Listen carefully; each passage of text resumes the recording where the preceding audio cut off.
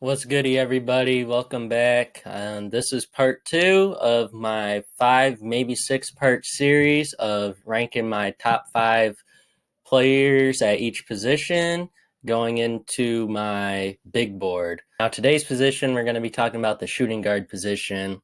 And before I say much about it, I just want to say that this is the most diverse position.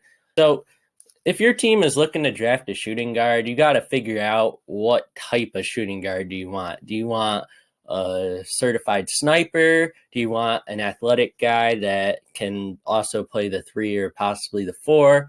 Or do you just want pure scorers? So I'm going to be giving you my top five prospects at this position in the draft. And without further ado, let's get into it. My first shooting guard and number one out of all the shooting guards is Ausar Thompson, and I have him ranked number 6 on my big board. And if you watched my video on the point guards, you know I have him ranked higher than his brother Amen, even though the perception is Amen is definitively better. Now, I'm not high on either of them, but at a certain point, you got to look at them as 6'7" athletic guys that can handle the basketball. And those guys can turn out to be very, very good in the NBA, and they can defend. So there's going to be a spot on the NBA roster for them, in my opinion. It's just, I don't think they're going to do much past that.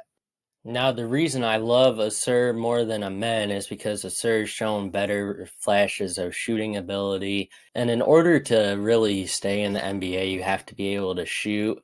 But you also have to have a good foundation for a jump shot in order to develop one. I don't think Amen has that foundation, but I think Ausar has it. And that's why I personally have him ranked higher, as well as the fact that he has the playmaking capabilities likewise to Amen, and he has the handle likewise to Amen. And I'm going to go in a different direction for the ceiling of Ausar Thompson and say his ceiling is Jaylen Brown. Very athletic wings that over time develop jump shots. If you don't remember, Jaylen Brown was really just a defender. Like, he didn't, when he came in the league, he just played defense. Like, he was unable to play on the offensive side of the basketball. And that's how Ausar is coming into the league, except for I think Ausar is more developed than Jaylen Brown was offensively. But Ausar Thompson's floor is Stanley Johnson. And Stanley Johnson last played for the Lakers. He couldn't stay in the league because he was 6'7", athletic, but he couldn't shoot. And there's no spot in an NBA team if you can't shoot. My second ranked shooting guard is Jordan Hawkins out of UConn. I have him ranked 11 on my big board. Um, he's up there for me, considering the fact that he's a lethal shooter and he doesn't give up much on the defensive end of the basketball. And I think he has a winning mentality that if he does fall like to the late lottery, he could give a team a push that could allow them to make a playoff run and be a better team overall because of the shooting ability and the defensive ability. Now, he's not going to guard the best player by any means, but he's not going to be tortured on the defensive end like the third prospect I have, because he has grit, he's quick, he's a smart basketball player. He's just an overall winning player, and that's why I'm really high on Jordan Hawkins. And we saw that in the NCAA tournament, and he was sick in the Final Four and the championship, and he still performed at a high level. So he has that winning mentality. That's why I have his ceiling as Klay Thompson, which shouldn't really be a surprise. I see so much resemblance in them.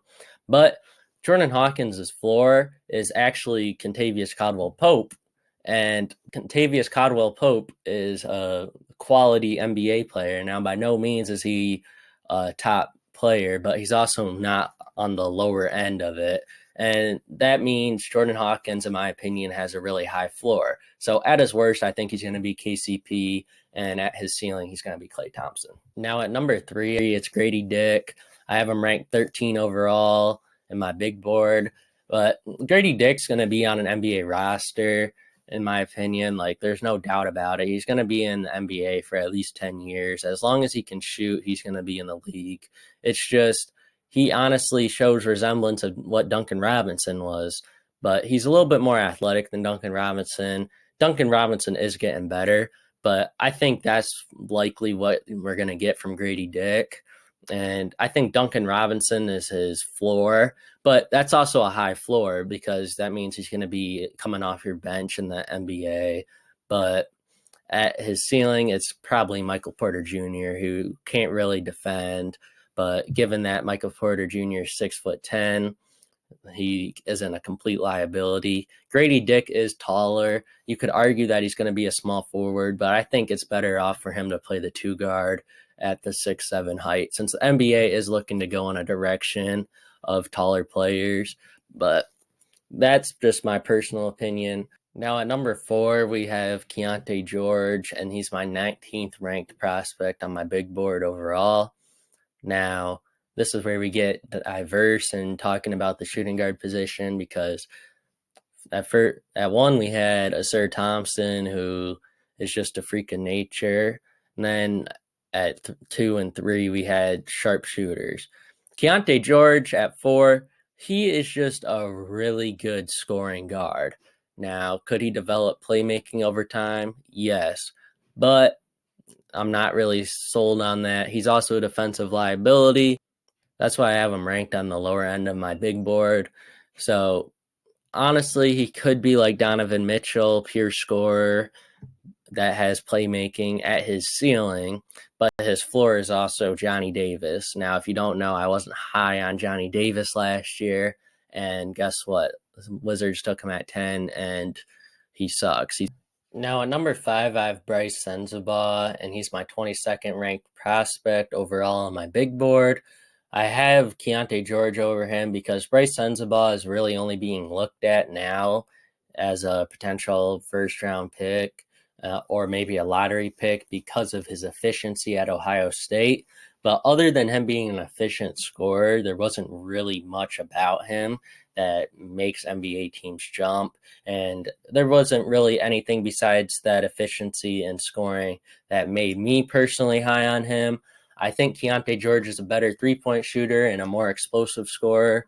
So I'm not personally high on Bryce Sensabaugh, but at his ceiling, I think he's going to be a bigger Bradley Beal because pure scorers, but Beal's definitely a better outside shooter. And then his floor is Shake Milton. Now, I think Shake Milton is a quality NBA player, just Philly isn't the best fit for him. But that's what I think Bryce Sensabaugh is going to be. Thank you for watching this video. As always, it's been Bold Hoops with Jay Hoopa.